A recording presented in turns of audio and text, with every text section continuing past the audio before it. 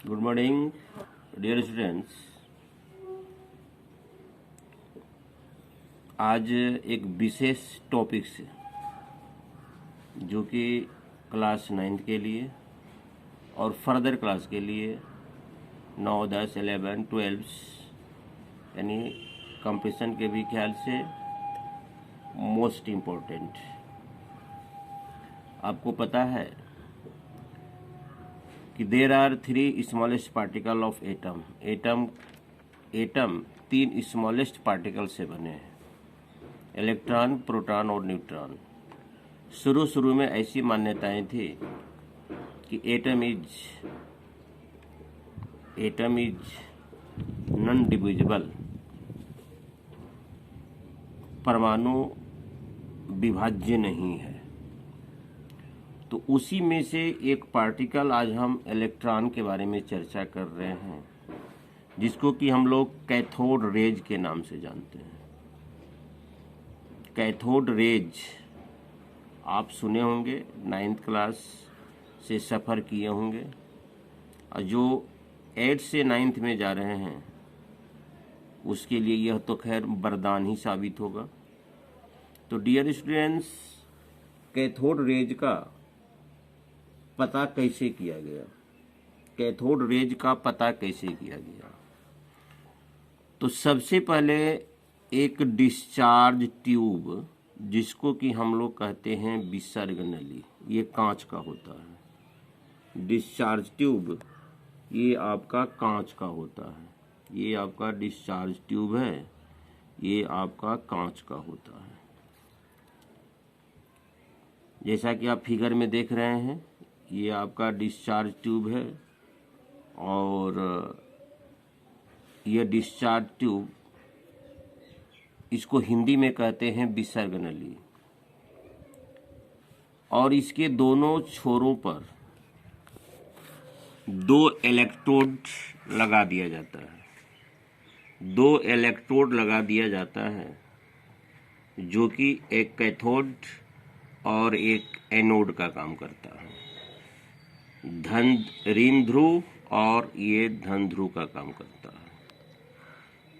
और यहाँ पर एक वायु चूसक पंप लगा दी जाती है, वैक्यूम पंप। आवश्यकतानुसार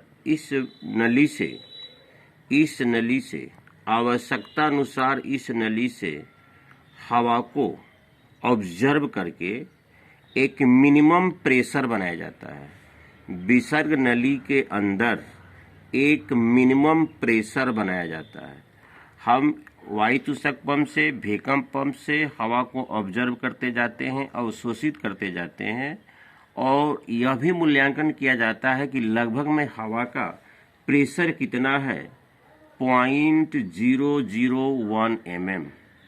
आपको पता है कि बैरोमीटर में जब 760 mm होता है पारे की ऊंचाई, तो हम लोग कहते हैं एक वायुमंडलीय दाब।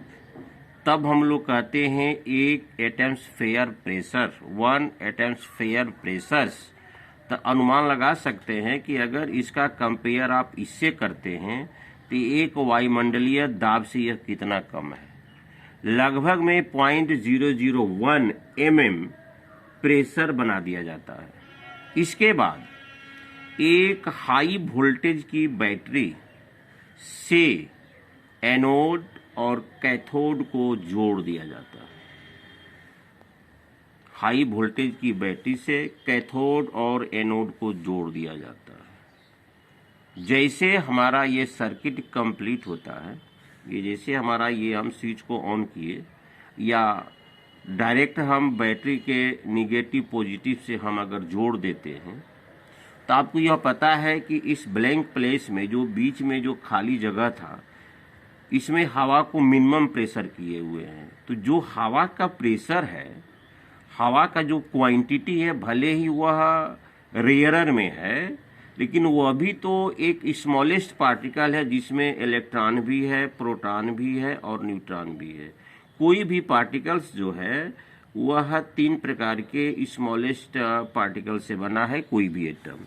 तो एक एक जो भी यहाँ पर हवा का एटम्स है, उसमें 3 स्मॉलेस्ट पार्टिकल है, इलेक्ट्रॉन, प्रोटॉन और न्यूट्रॉन। जब हम इसको हाई वोल्टेज की बैटरी से जोड़ते हैं तो हम देखते हैं कि एक इनविजिबल रेज इधर से पैरेलल में निकलती है, सीधी लाइन में गमन करती है।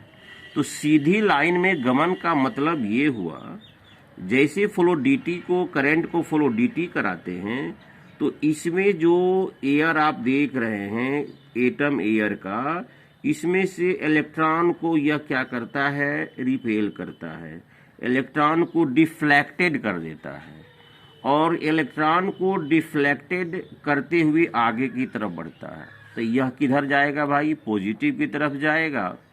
और ये जो रेज आप देख रहे हैं, चूंकि यह अट्रैक्ट हो रहा है, अटेम्प्ट हो रहा है एनोड पर, तो हर हालत में यह क्या है, कैथोड रेज है।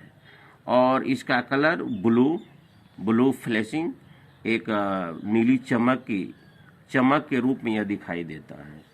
तो जैसे हम लोग निम्न प्रेशर पर, मिनिमम प्रेशर, वह प्रेशर कितना है, 0.001 mm, और हाई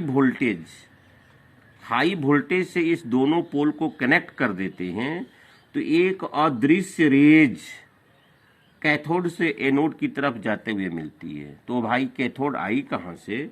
ये जो पार्टिकल्स, जो एटम्स देख रहे हैं, यह 3 पार्टिकल से बना है, इलेक्ट्रॉन, प्रोटॉन, न्यूट्रॉन। तो ये जो है केवल इलेक्ट्रॉन को ही डिफ्लेक्ट करता है, रिपेल करता है, और एक पैरेलल रे के रूप में आगे की तरफ बढ़ता है, और यहाँ पर देख रहे हैं इसका ब्लू फ्लैशिंग दिखाई पड़ता है।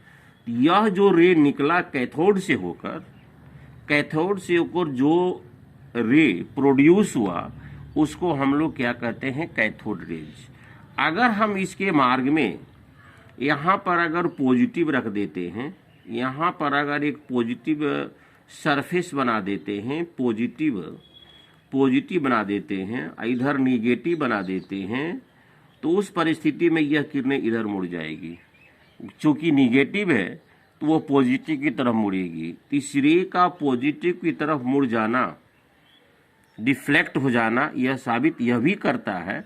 हम इसको नेक्स्ट टॉपिक्स में बताएंगे, नेक्स्ट वीडियो में बताएंगे आपको कि इसका कॉन्सेप्ट प्रॉपर्टी क्या है, इसके प्रॉपर्टी, आप इसकी पहचान क्या है, इसकी कॉन्सेप्ट इंट्रोडक्शन क्या है। तो इसको इंट्रोडक्शन देंगे हम एक्सपेरिमेंट के माध्यम से।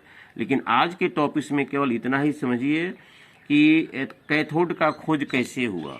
कैथोड मूलतः इलेक्ट्रॉन के पार्टिकल्स हैं। एक बार हल्का शॉर्टकट में देखिए, ये डिस्चार्ज ट्यूब लिया गया, ये आपका कांच का बना होता है, जो कि देख रहे हैं सिलेंडर के टाइप का है।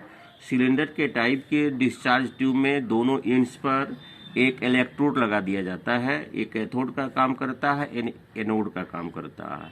ये वैक्यूम पंप देख रहे हैं, इससे हवा को क्या करते हैं कि उसको निष्कासित करते हैं, ऑब्जर्व करते हैं, अवशोषित करते हैं। तब तक अवशोषित करते हैं जब तक कि लगभग हवा का प्रेशर 0.001 mm नहीं रह जाता है। और आपको पता है कि 760 mm पारद की ऊंचाई बराबर 1 वायुमंडलीय दाब, 1 एटमॉस्फेयर प्रेशर। तो अनुमान लगा सकते हैं कि इस डिस्चार्ज ट्यूब के अंदर हवा की क्वांटिटी क्या है। इतनी प्रक्रियाएं पूरी कर लेने के बाद इसको एक हाई वोल्टेज की बैटरी से जोड़ देते हैं। तो निश्चित है, जब हाई वोल्टेज की बैटरी से जोड़ेंगे तो जो पोटेंशियल डिफरेंस होगा ऑटोमेटिक एक्टिव होगा। तो बैटरी के जोड़ने के बाद हम देखते हैं कि भाई एक प्रकार का अदृश्य रेज कैथोड की तरफ से निकलता है, जो एनोड की तरफ जाता है। तो यह जो कैथोड की तरफ से, कहने का मतलब एक एक जो एटम्स है वो इलेक्ट्रॉन, प्रोटॉन, न्यूट्रॉन से बन रहा है। इसमें से एटम में से केवल इलेक्ट्रॉन डिफ्लेक्ट होता है, रिफ्लेक्ट होता है, जो कि एक पैरेलल के रूप में आगे बढ़ता है। तो डियर स्टूडेंट्स, यही आपका कैथोड रेज का खोज हुआ कि कैथोड रेज का खोज कैसे किया गया। कैथोड